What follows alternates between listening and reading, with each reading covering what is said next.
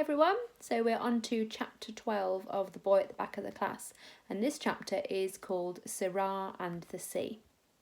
When we all got to school that first Monday of the second term, it turned out that nearly everyone had heard of Amit's story.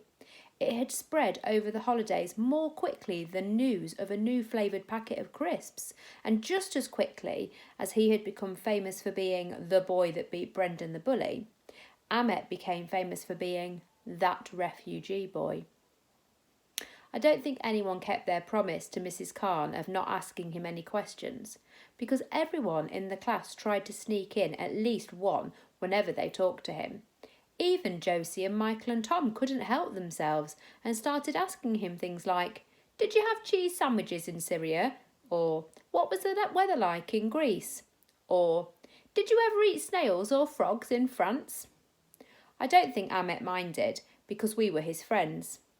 If he understood the question, then he would just answer yes or no. And if he didn't understand, then he would just stare at us or shrug. But there were lots of people he didn't know asking him lots of questions too.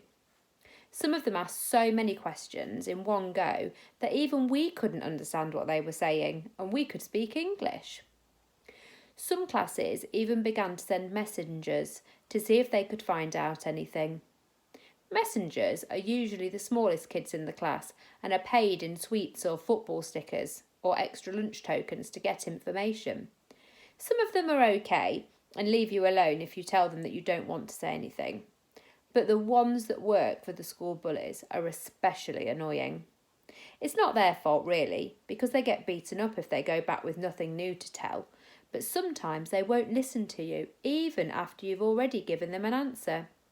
The most annoying messenger in the school is Victor. Victor's extra skinny, even though he eats chips every day, and he has a gold earring in his ear.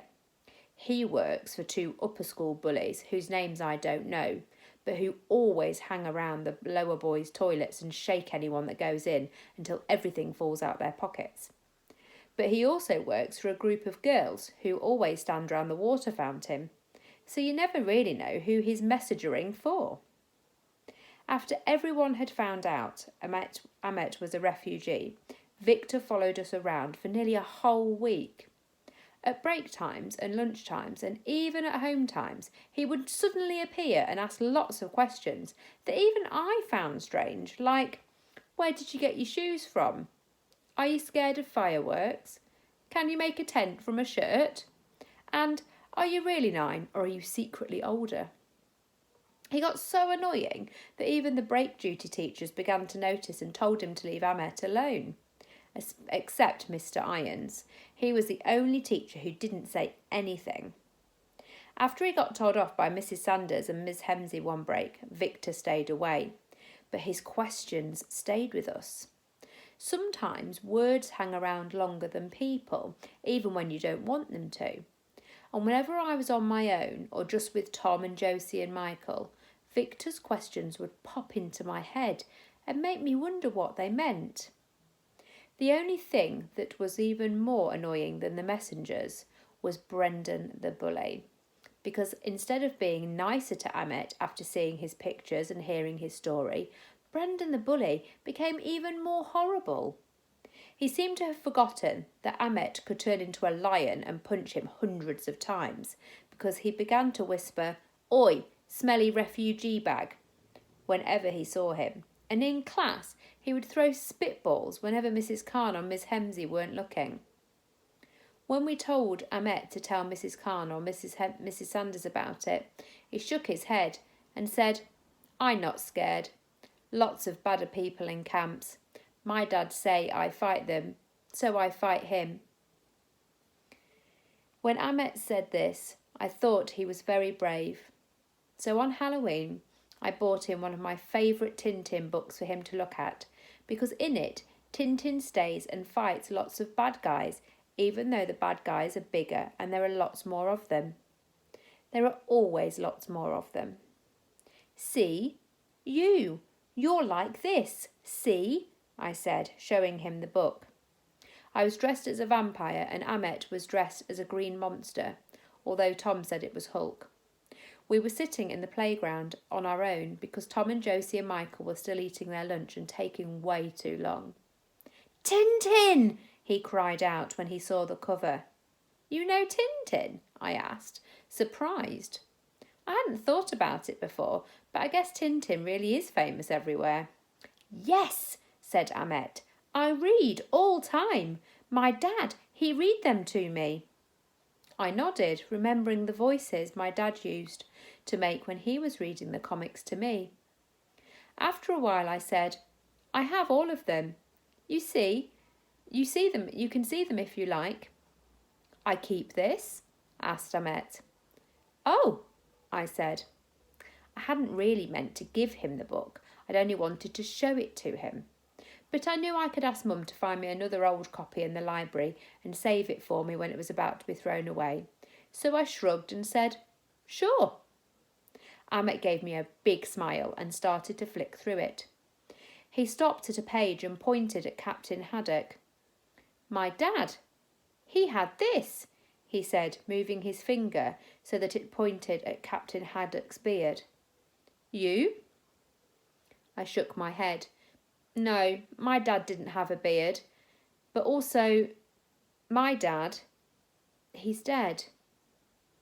Ahmet nodded sadly and looked down at the picture. I not know where Dad is.